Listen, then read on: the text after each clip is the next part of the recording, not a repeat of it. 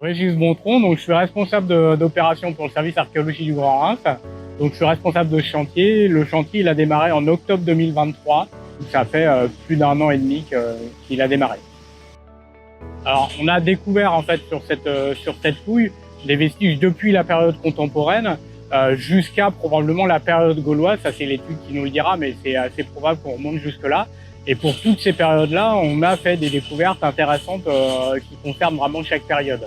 Si on prend l'exemple de la période médiévale, on a trouvé un très grand bâtiment qu'on n'attendait pas forcément à cet emplacement-là. Donc, pour les périodes plus anciennes, pour la période romaine, ce qu'on a pu découvrir qui est assez intéressant, c'est un établissement thermal qu'on a eu la chance de mettre au jour entièrement, c'est-à-dire qu'on a toutes les pièces de l'établissement de bain. Et celui-ci, on l'avait pas du tout détecté au démarrage, au diagnostic. On n'avait pas du tout l'idée qu'il y avait ce bâtiment-là à cet endroit-là. Et puis, effectivement, une des dernières découvertes, ça a été une pièce avec une mosaïque. Elle n'est pas entière, elle n'est pas conservée entièrement, mais voilà. Après, la découverte la plus exceptionnelle, à mon avis, c'est quand même la découverte d'une statue d'inspiration gauloise, parce qu'elle est entièrement conservée, et c'est pareil, on n'est pas du tout cette découverte ici, donc c'est une découverte assez exceptionnelle. Tout ce qu'on trouve, ce qu'on appelle le mobilier, en fait, le mobilier archéologique, donc tous les objets qu'on trouve sont inventoriés et sont ramenés en fait à notre base archéologique pour pouvoir être étudiés.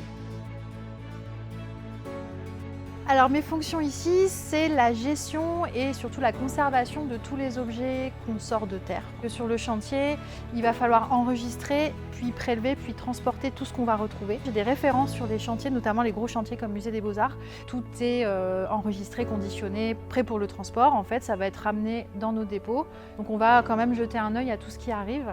Et le reste va être stocké en attendant le retour des équipes de terrain qui vont par la suite nettoyer en fait tous ces objets. Les objets les plus fragiles, le métal, le verre, vont avoir un traitement particulier que je vais suivre dès le départ en fait. Il y a différents parcours et il y a des objets auxquels on ne va pas du tout toucher.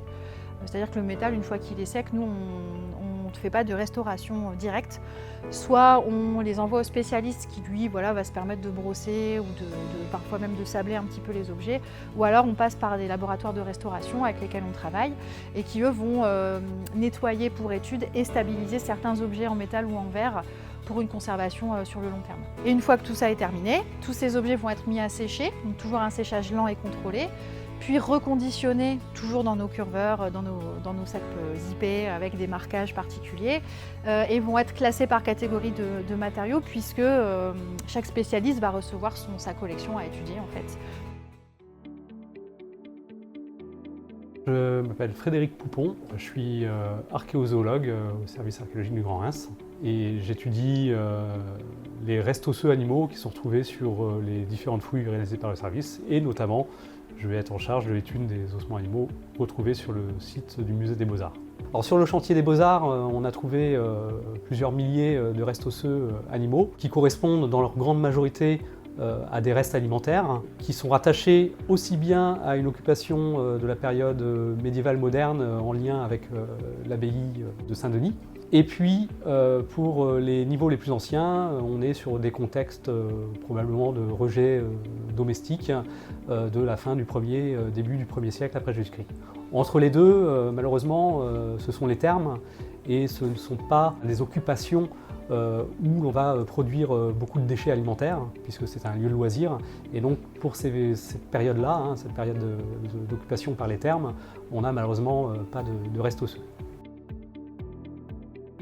À la suite de ça, Régis Bontron, appuyé donc par Aurélie Trublard, il va réaliser la synthèse du site, c'est-à-dire qu'il va regrouper toutes ces données pour rédiger son rapport final d'opération, qui va faire la synthèse de l'ensemble des découvertes qui auront été faites pendant 2 ans. C'est un rapport qui peut aussi faire l'objet d'une publication sur l'ensemble des données recueillies. Donc il peut y avoir une publication, plusieurs articles scientifiques, et puis ça va aider aussi à la médiation, mais aussi de valorisation.